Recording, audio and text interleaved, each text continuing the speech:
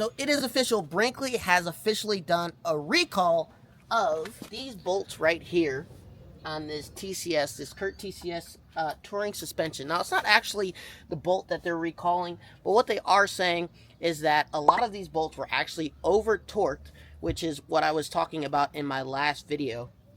And so what they're going to do is they're going to be replacing these bolts with grade 8 bolts. Not because these bolts are not the correct bolt, but because they want to put a bolt on here, a grade 8 bolt, which will allow people who may be over torquing these bolts have a little more flexibility so these heads don't keep shearing off. So the bolts that came on the original suspension are actually fine, but what they're finding is people are over torquing those bolts, and those bolts that came on with the original suspension do not have that much room if you happen to over tighten them, right? So they're coming out with grade 8 bolts is what they're going to be replacing those bolts on this CURT suspension, this touring suspension with. They're also going to be adding blue Loctite to it as well to try to help them from backing out with any road vibration or things that can happen while you're traveling down the road.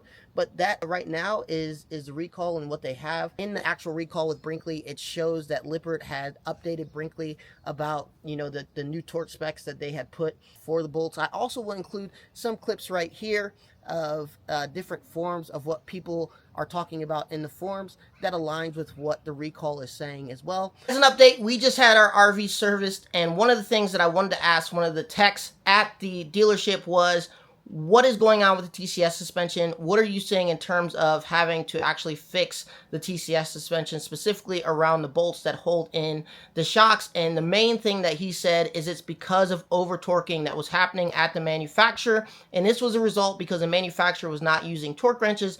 They were using impact drivers to drive these bolts on, and the bolts were being over torqued, which was shearing off the heads. Lippert has confirmed this as well as the recalls that I've seen where they specify the reason this is happening is because of over torquing. And just remember, anytime you're RVing, be careful who you listen to online, because a lot of people have a lot of misinformation. They're not engineers, they're not mechanics. I would always contact the company to make sure that you're getting the latest and most relevant information, just to make sure that you and your family are safe traveling down the road. Remember, this is something that you are going to be traveling down the road with, sometimes 60, 65 miles per hour with your family. Just remember, there are other people around you. So when you're listening to other people online and they may have no clue about what they're talking about, it is always important to just contact the manufacturer. Make sure you're getting the most up-to-date information from them, so that way you and your family can be safe down the road. And I am glad that they did this recall, and now more people are going to be aware of the proper torque specs that they should be torquing these bolts with, because I'm sure some of these heads that got sheared off are not done